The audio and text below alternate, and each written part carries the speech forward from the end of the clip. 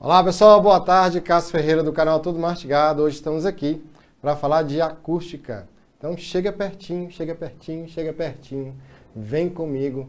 Hoje o assunto ainda é ondulatória. Na aula passada nós estávamos falando de fenômenos ondulatórios, hoje é uma aula só sobre som. Nós vamos começar com uma questão, vamos ali, para a gente dar uma olhadinha. Vem comigo, vamos na questão. Olha, a primeira questão, antes de a gente entrar no assunto acústica, para a gente poder afinar os bigodes, tranquilo? Venha comigo, olha. Uma onda sonora sobre os conceitos e aplicações da acústica.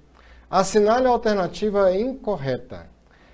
Ondas sonoras são ondas mecânicas longitudinais. Ondas sonoras propagam-se mais rapidamente nos sólidos e líquidos do que nos gases. Quanto mais grave for o som emitido, maior será a frequência da onda sonora respectiva. Na extremidade aberta de um tubo sonoro que produz um harmônico, há um ventre de onda sonora estacionária. E o timbre de uma onda sonora pode identificar a fonte sonora que o produziu. Então vamos comigo detalhar cada parte dessa aí. Vamos lá? Olha só, toda vez que a gente está falando de onda sonora, eu tenho que lembrar que o som é uma onda mecânica. E ela, por ser uma onda mecânica, precisa de um meio material para se propagar. Então, nesse caso aí, quando eu estou falando de um som, ondas mecânicas longitudinais, eu vou lembrar que os principais meios que nós temos, né? Eu tenho ali a velocidade do som em um meio sólido, a velocidade do som no meio líquido e a velocidade do som no meio gasoso. Então, eu chamo lá sólido, líquido, gasoso. Nosso GLS. Toda vez que eu vou trabalhar uma onda sonora, e aí eu te repeti na aula passada, cuidado, se na questão fala só onda, eu tenho que classificar essa onda de todas as maneiras. Aqui falou uma onda sonora, nós estamos falando de uma onda mecânica. Quando falar de meio de propagação, são o quê? Sólido, líquido e gasoso. Tudo bem? Também vamos falar hoje, com relações à onda sonora, sobre frequência, sobre altura, sobre intensidade, sobre timbre. Toda vez que nós estivermos falando de ondas sonoras, é muito costume você chegar numa festa, tá tocando aquele som e as pessoas falam assim, nossa, mas o som tá alto, né? Nossa, Maria, vou ficar surdo. Nada a ver. Preste bastante atenção. Altura e intensidade são coisas diferentes. Como assim, Cássio? Como é que posso trabalhar essa relação? Toda vez que você está numa festinha, alguém fala assim, nossa, o som está alto. Na verdade, a pessoa está falando que o som está intenso. Então, neste caso, altura e intensidade são coisas diferentes. Quando eu falo de altura, não é isso? Um som está alto, um som está baixo, eu estou falando de frequência alta e frequência baixa. Eu estou falando de um som ser agudo, porque ele tem uma alta frequência, e eu estou falando de um som ser grave. Então, quando eu falo que um som está alto, quero dizer que a frequência desse som é alta. Quando eu falo que um som é baixo, eu estou falando que a frequência desse som é baixa. Então, ele é um som grave. Nós, homens, somos conhecidos por ter uma voz grave. Quando você tem uma pessoa cantando, mudando de voz aos 15 anos de idade, por exemplo, os adolescentes começam a falar em casa assim, mãe, o almoço está pronto. Eu estou morrendo de fome. É assim que fala, né? Por quê? A tonalidade que ele está usando, a frequência nesse caso está mudando por causa das cordas vocais, que nessa etapa da idade começa a se desenvolver. Então ele passa a emitir sons agudos e sons graves. A altura tem a ver com frequência. Quando eu quero falar de intensidade, então você vê aqui, ó, o som está intenso. Então nós estamos falando de um som ser forte ou um som ser fraco. Som forte ou som fraco está ligado a que palavra? Amplitude. Nós já falamos na aula passada que o que determina a energia de uma onda é a sua amplitude. Então, quando eu falo que um som está forte, quer dizer que a amplitude dele é alta. Quando eu falo que um som está fraco, a amplitude dele é baixa. som intenso, forte e fraco. Estamos falando aqui de intensidade, ok? Intensidade. Quando vamos falar de altura, a altura está ligada a quê, moçada? Toda vez que eu falo de altura, eu falo de frequência. Voltando no exercício, ele fala para nós que as ondas se propagam rapidamente em determinados meios. Não pode esquecer o seguinte, toda vez que eu tenho uma onda sonora, presta atenção comigo, toda vez que eu tenho uma onda sonora, eu vou sempre lembrar que a maior velocidade acontece nos sólidos. Então ela é maior no sólido, depois ela é maior no líquido, para depois ser maior no meio gasoso.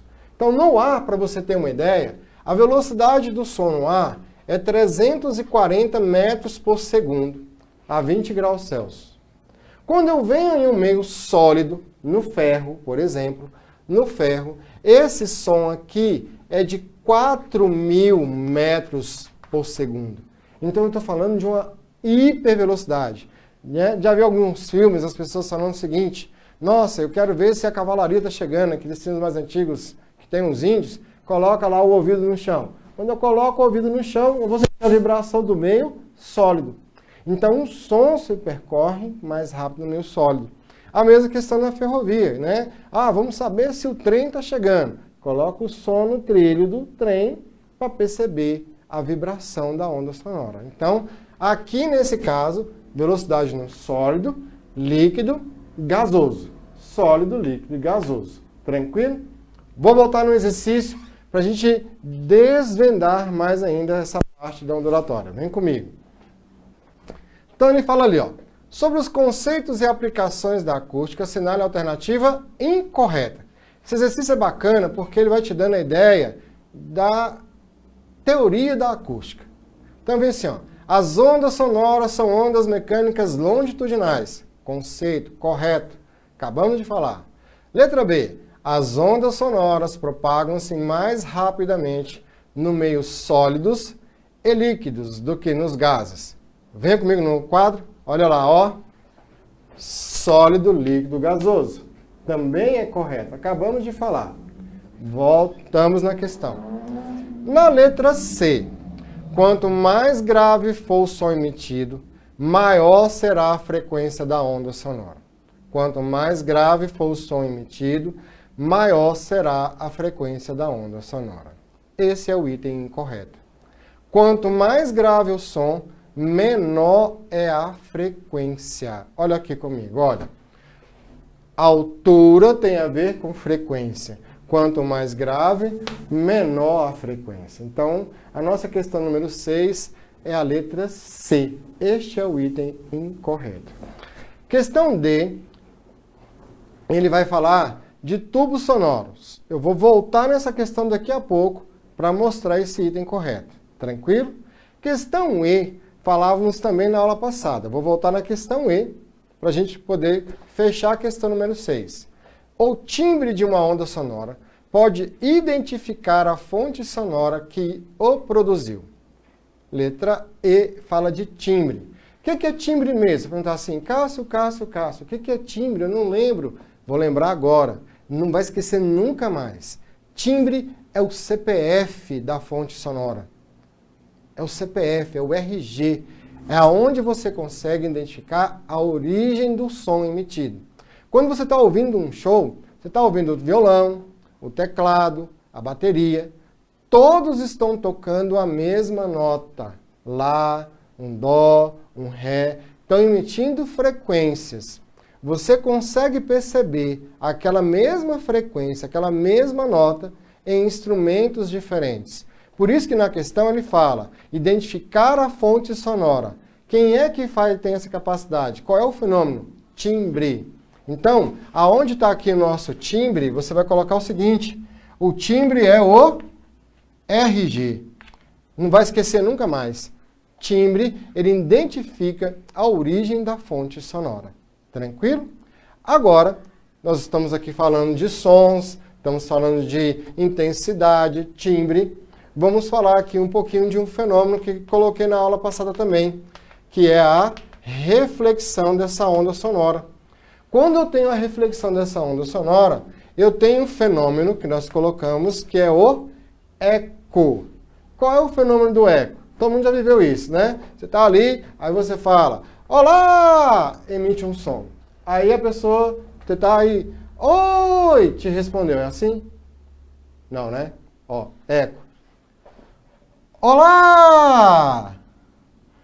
Olá! Quer dizer, aquele som que eu emiti andou uma certa distância e retornou ao meu ouvido. Isso é eco. É quando você tem a ida e a volta do som.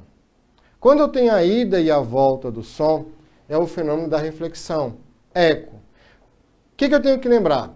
Que toda vez que eu estou buscando um obstáculo, esse obstáculo vai estar a uma determinada distância. E o som está se propagando, indo e voltando. Vamos numa questão? Perceber essa parte da reflexão? Vem comigo lá. Olha só. Próxima questão, ele fala o seguinte.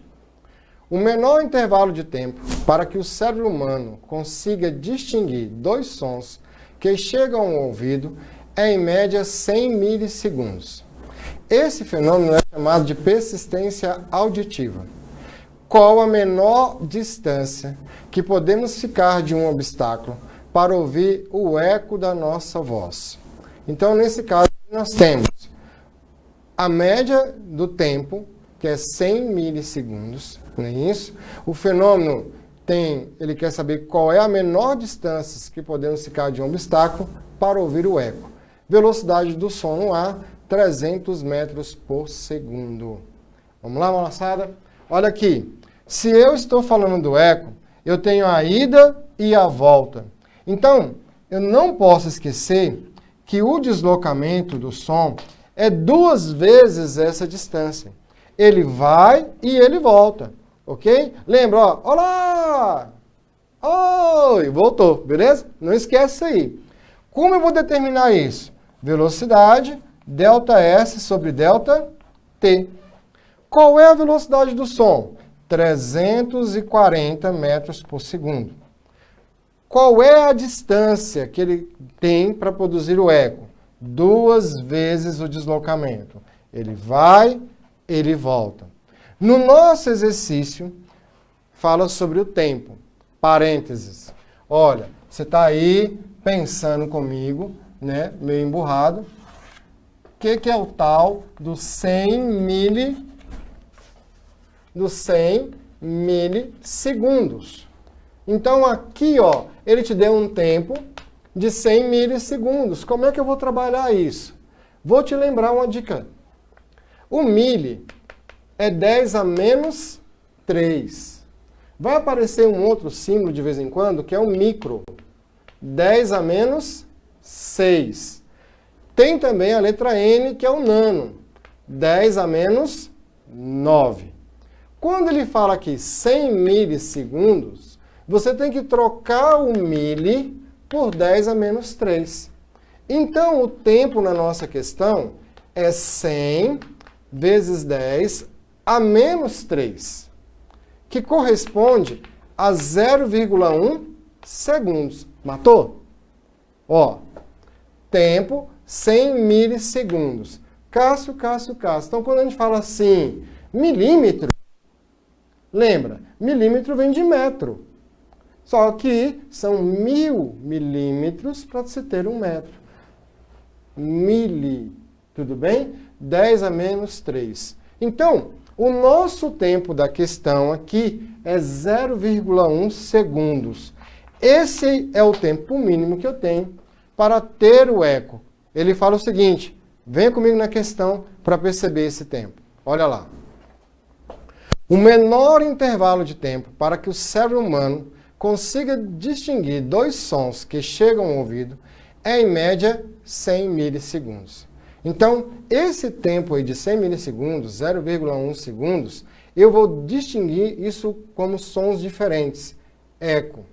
Quando esse tempo é menor ainda, eu não tenho eco, eu tenho a reverberação, entendeu? É quando eu tenho um reforço do som, As pessoas estão cantando no banheiro e aí no banheiro a voz fica melhor. Reverberação. Esse tempo é menor do que 0,1 segundos. Eco, tempo igual ou maior, 0,1 segundos. Tranquilo? Volta na questão aqui. Olha, 340 vezes 0,1, vou multiplicar aqui, ó. Vai ficar 34 igual 2x. Então, 2 vai passar dividindo. Eu tenho que x é 34 sobre 2. 34 sobre 2 seria a nossa resposta. Cuidado, peraí. Lá no exercício, né, ele deu a resposta, a velocidade aí, ó, como 340. Olha o nosso vício aí. 33 aqui, ó. A gente acostuma tanto a falar que a velocidade do som é 340, que na hora da prova eu estou lá no meu automático. Opa, questão de eco, pá, no meu automático. Quando eu bati o olho no exercício, eu, peraí, ó, tem um detalhezinho na questão. 330. E tenho certeza que tem lá a resposta próxima, lá que seria perto de 17. 330 vezes 0,1 vai dar 33. 33 por 2, 16,5 metros. Então, nesse caso aí, seria a letra A. Vamos conferir? Vem comigo ali. Velocidade do som 330, não é isso? Letra A, 16,5. Percebeu, queridos? Tem que prestar atenção nisso. O nosso automatismo, a gente geralmente está muito automático e acaba colocando a nossa mente na frente da questão. Esse é o cuidado, valeu a dica. Vamos continuar os nossos assuntos. Tranquilo? Bem, quando a gente vai falar aqui comigo, olha, quando a gente vai falar de acústica, quando a gente está falando de som, principalmente temos que falar de instrumentos musicais. Tranquilo? De instrumentos musicais. Então, enquanto você lê a próxima questão aí comigo, eu vou apagando o quadro aqui para a gente falar sobre os instrumentos de corda, tubo fechado, para a gente dar andamento. Tranquilo? Então, coloco no exercício aqui para você e a gente vai apagar o quadro enquanto isso aí. Vamos lá, rapidinho aqui.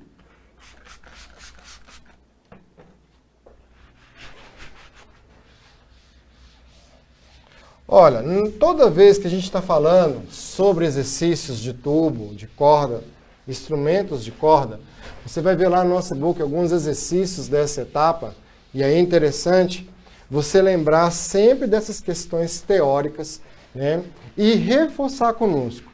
Nós estamos aqui na aula nesse momento ao vivo, então o que você vai fazer no seu dia a dia aí? Prestar atenção na aula, prestar atenção, né, na aula, depois, no outro dia, pega um tempinho, rever a aula, rever o exercício, né, para que você possa pegar todas as manhas. Aqui você vai acompanhando a resolução, vai acompanhando as dicas desses 30 minutos. Vamos lá comigo. Se eu estou falando de acústica, vamos falar de instrumentos. Quais são os principais instrumentos sonoros que nós temos?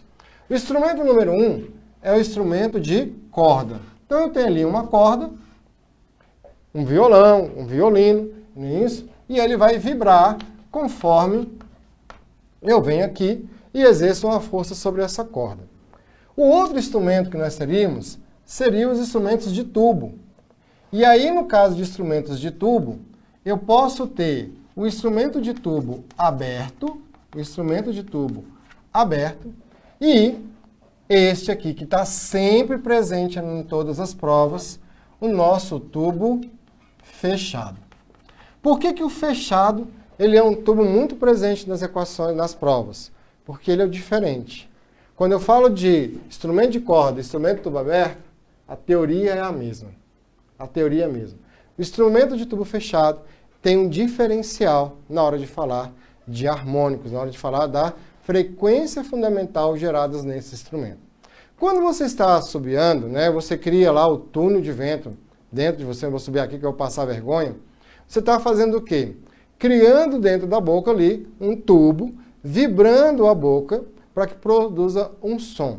Você também pode pegar ali uma concha do mar, quer dizer, uma concha para poder ouvir o som do mar, ou um copo, ou uma vasilha. Sempre vai ter ali a produção de um som, ok? Esse som se dá pela vibração do ar né, se deslocando dentro desses instrumentos.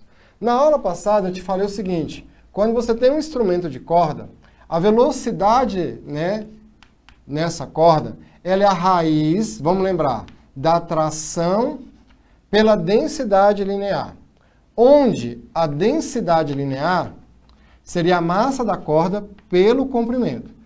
Não podem esquecer esse detalhezinho aqui, ó, sobre a densidade linear.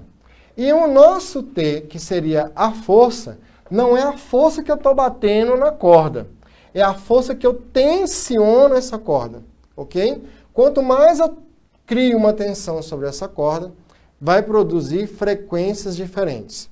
Quando eu toco numa corda, ela vai vibrar, e a vibração dessa corda é estacionária. O que é estacionária?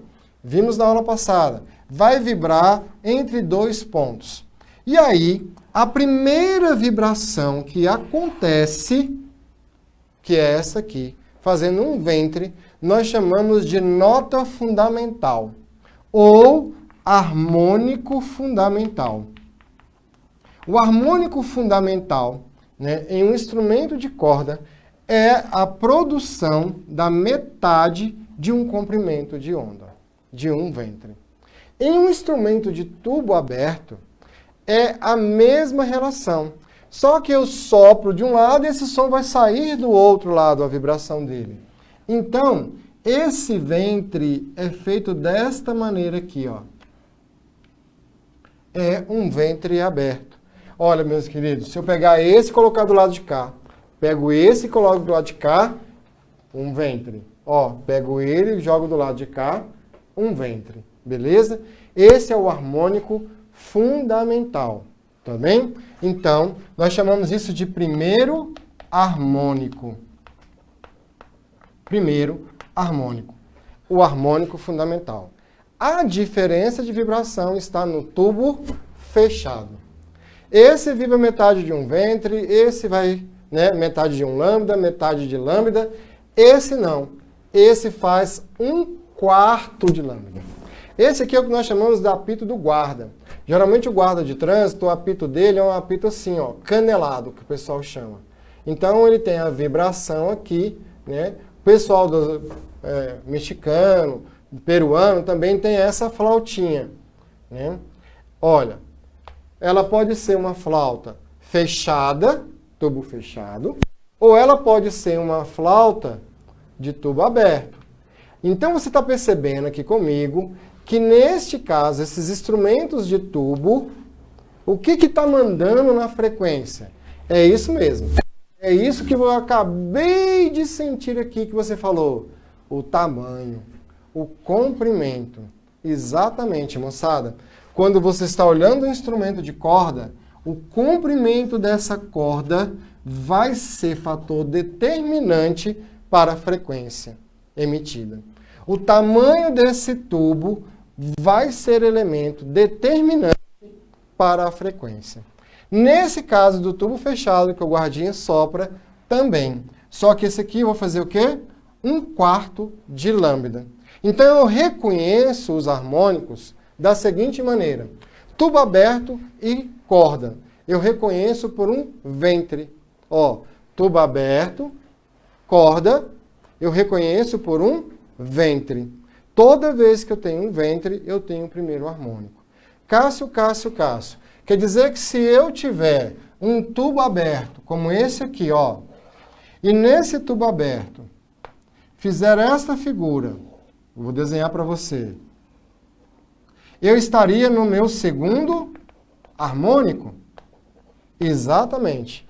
Por quê? Olha, pega esse ventre, fecha do lado de cá. Pega esse ventre, fecha do lado de cá. Você estaria no segundo harmônico, porque está produzindo 2 ventres. De vez em quando eles perguntam o seguinte, olha, o número de harmônicos em um tubo pode ser calculado pelo número de nós. O número de harmônicos em um tubo aberto pode ser calculado pelo número de nós. Sim, o número de harmônicos pode ser calculado pelo número de nós. Olha ali, ó. O número de nós representa o meu harmônico no caso do tubo. Tudo bem? Então, eu vou aqui em um instrumento de corda, a segunda vibração, então quer dizer, quando eu colocar aqui, ó, 2 ventres, lambda sobre 2, lambda sobre 2, eu estaria aqui no meu segundo harmônico. Ok? No meu segundo harmônico. Como isso funciona, moçada? Vou colocar uma questão. Vamos comigo lá? Você estava lendo aí a questão, né? Ó, se você colocar na sua mão em forma de concha, né, junto de seus ouvidos, é provável que você ouça um leve ruído. Um ruído semelhante ao que se ouve quando se coloca junto ao ouvido qualquer objeto que tenha uma cavidade como uma concha do mar ou um canudo. A fonte sonora que dá origem a esse ruído é: aí, letra A, é o próprio ruído do ambiente e a frequência do som depende do material que é feita a cavidade. Letra B, as partículas do ar chocando-se com as paredes no interior da cavidade e a frequência do som dependem da abertura desta cavidade. Vou ler todas, tudo bem? Letra C, é o próprio ruído do ambiente e a frequência do som depende da área de abertura dessa cavidade. Letra D, são as partículas do ar chocando-se com as paredes no interior da cavidade e a frequência do som depende da forma geométrica da cavidade. Letra E, é o próprio ruído do ambiente e a frequência do som depende da forma geométrica da cavidade. Olha aqui comigo. Quando você coloca sua mão no ouvido aqui, ó, fechando, não é isso? Quem é que vai determinar para nós esse sonzinho que estamos sentindo? Ó, quando eu coloquei aqui uma concha, qual é o instrumento que eu estou fazendo? Corda, aberto ou fechado? Ó, fechado. Se ele é um instrumento fechado, não é isso que eu estou colocando aqui, ó. Lembra do que eu falei? O guarda vai vibrar nessa ponta aqui. Por isso que ele fala, o próprio ruído do ambiente é responsável pela origem dessa onda sonora. E a frequência depende de quem, moçada? A frequência depende do tubo, tamanho dele, não é isso? Da forma geométrica da concavidade. Então, nesse caso, seria a letra E. Vamos lá comigo? É o próprio ruído do ambiente. É a frequência do som e a frequência do som depende da forma geométrica da cavidade. Ok, moçada? Daqui 20 minutos, daqui 30 minutos a gente volta. Agora fica o professor Ricardo. Até mais. Valeu!